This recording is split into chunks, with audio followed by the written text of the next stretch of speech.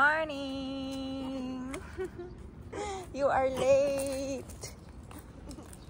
Cause 학교 몇 시 시작해? 몰라. 뭐가 몰라? 아니, 그 1교시? 아니 오늘 아침.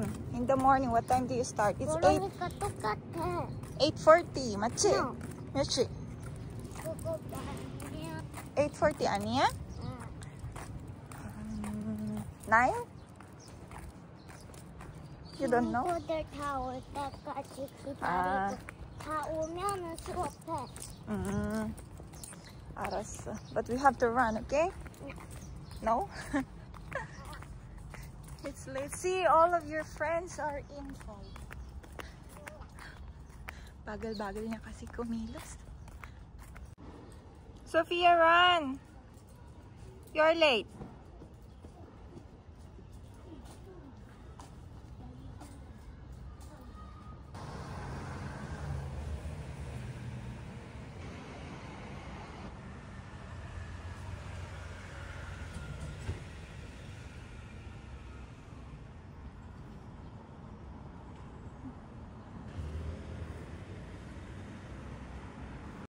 Good morning! So, as you can see, nasa bahay na tayo. Kakahatid ko lang kay Sophia sa school and ayan, since nakaupo lang naman ako at magtitiklop ako ng damit, ganito yung usual morning routine ng mga nanay na walang ginagawa sa morning. Walang ginagawa pero ang daming gagawin. Hindi.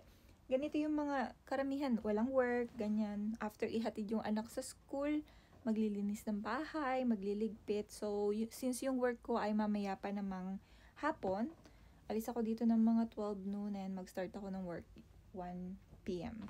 Kaya mag-vlog muna tayo kasi hindi ko makontak yung kapatid ko. So, kayo muna yung kakausapin ko.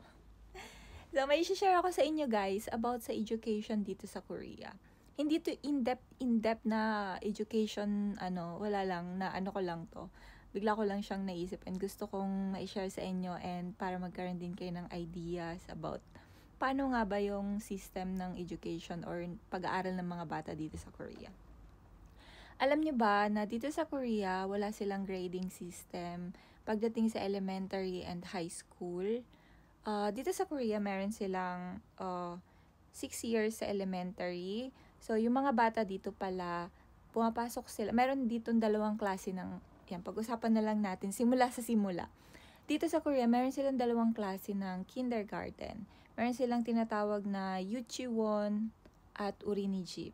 So, yung Yuchiwon is like, simula yung baby pa talaga yung bata hanggang 4 years old sila.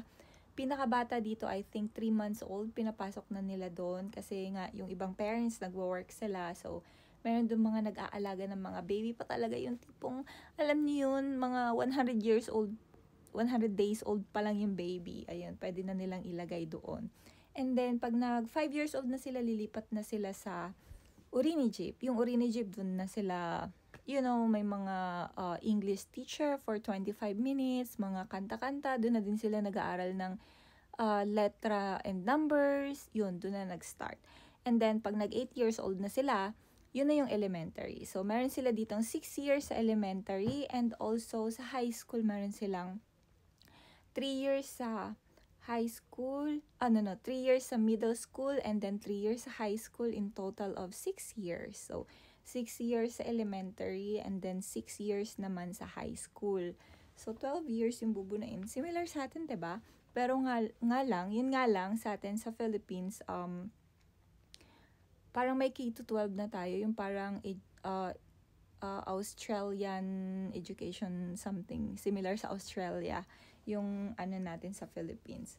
So, dito sa Korea guys, pag elementary, wala silang grading system. Like, 'di ba sa atin, pag grade 1 ka, bago ka makapunta sa grade 2, kailangan mo munang maipasa yung grade 1.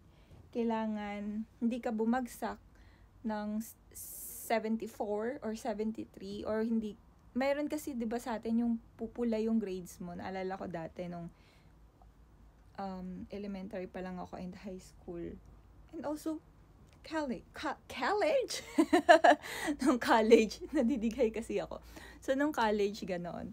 So, yeah, wala silang grading system dito. Basta, pumasok ka lang everyday. Araw-araw ka pumasok sa school and gawin mo yung mga activities. Basta wag ka lang a-absent. Yun yung pinaka-importante. Wag kang a-absent. And meron silang mga... Pero guys, nag-aaral sila ha. Meron silang mga subject din. Kagaya ng... Meron silang Korean class. Meron silang physical education. Meron silang... Parang sa atin lang din. Pero hindi ganun kadami. And... meron din silang mga libro. May mga sinasagutan din sila. Meron silang math, science, music, and everything. Similar sa atin sa Philippines. Pero hindi, yung teacher, hindi sila nagbibigay ng mga grades. Like, math, 71.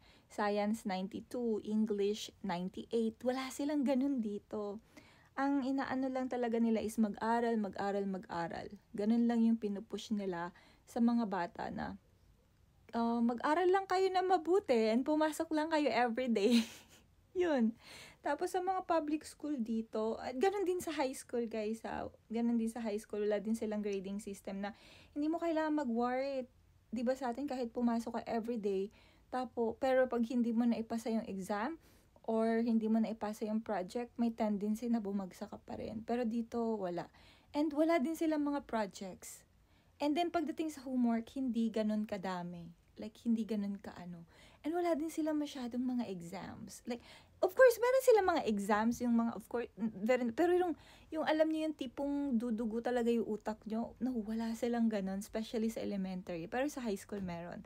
Pero guys, sobrang sisipag mag-aral ng mga estudyante dito. Alam niyo, meron sila yung mga after school. By the way, yung school dito, nag-start sila ng 8:40 in the morning. Yung elementary ha, pero yung kindergarten, medyo late na. Kasi nga, syempre, mga babies pa sila, mga bata. Mga 9 and 10 sila pupunta sa kindergarten. And then, uwi sila na medyo late kasi nga yung parents nila nagwo-work. So, yung elementary naman, papasok sila ng 8:30, yung pinaka medyo late. Pero usually 8:25, dapat nasa school ka na until 8:30 kasi 8:40 mag-start yung class. And then 8:40 until 1:30. It depends sa school and depende sa schedule. Pero usually hanggang 1:30 lang talaga yung sa elementary. And then sa high school naman, I think hanggang hapon sila. I'm not sure about time kasi wala pa akong high school student. Pero hindi sila yung from 7 a.m. until sa atin sa Pinas. Hanggang ano oras ba tayo guys? 4 p.m.? Hindi sila ganun dito. And then also, when it comes to food, alam nyo ba, yung food nila sa canteen is sobrang healthy. Sobrang sarap ng pagkain sa canteen nila. Kasi dito, meron silang app dito for the parents na everyday kung ano yung menu sa school, kung ano yung mga pagkain, ingredients, lahat nakasulat doon. And then, sinisend nila sa mga dun sa app na yon, and then pwedeng i-check ng parents kasi nga may tendency na merong ibang bata na meron silang allergy, so kailangan ipaalam nung school kung ano yung mga pagkain kinakain ng anak nila kasi baka 'di ba, you know, sa health na rin ng mga bata. Though sobrang healthy ng mga pagkain nila and masarap talaga. So sana 'di ba? Sana ganun din sa atin sa Pilipinas kasi yeah, hindi lang naman kaya sinisipagan talaga yung mga estudyante na pumasok ay mag-aral everyday kasi syempre inspired sila. Ikaw ba naman papasok ka ng gutom, 'di ba? And also meron din silang snacks sa school, pero not all the time. I think sa mga lower grades lang. And then sa high school ganun din. So yung mga sections dito guys, sa isang section, I think sa isang level, yung halimbawa sa grade 2, yung anak ko kasi, si Sofia, grade 2 na siya, and si Justin, grade 5 na siya. So, si Sofia, sa level niya, grade 2, let's say, grade 2, B1, ganon. 23 lang sila na students. So, hindi sila lumalampas ng 25, hindi ganon ka-crowded. So, alam naman kasi natin na mababa talaga yung population ng Korea. Siguro, isa daning factor yon kaya medyo na-focusan talaga nila yung mga bata. And yeah, isang factor din yon, I think, na mababa yung population kaya medyo naibibigay nila talaga yung mga needs ng mga bata. Pero yan, nakaka-amaze lang guys. Na-amaze ako kasi isipin nyo, mag-aaral ka lang talaga, kailangan mo lang mag-aral, pero hindi mo kailangan matakot na baka bumagsak ka. 'Di ba? Hindi mo kailangan matakot na hala baka pag di ko 'to nagawa. So hindi mo kailangan mag-worried. And then dito bawal yung suhol sa teacher, like giving a gift to the teacher, or kasi pinipraise niya. May mga ganun kasi So, meron sila laging announcement na ipinagbabawal yung pagbibigay ng kahit na anong uri ng regalo sa teacher, or pagbibigay ng something para sa, yun sa mga school employees, ganon. Bawal yun. Pwede kang makasuhan or pwedeng ma-terminate yung teacher. Sa Philippines, 'di ba, pagbagsak yung anak mo or yung anak niya, magdo-donate ka ng electric fan. Hindi, wala din silang mga brigada, wala silang ganon. So, yeah, I understand naman the difference of economy. Pero, yun nga guys, na-amaze lang ako. That's the reason why I created this video. And, ano pa ba?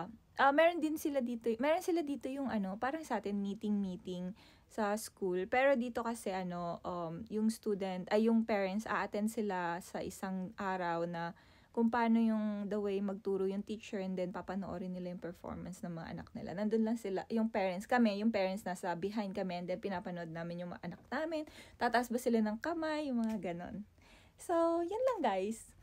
Sana na-share ko ng tama. Thank you for watching!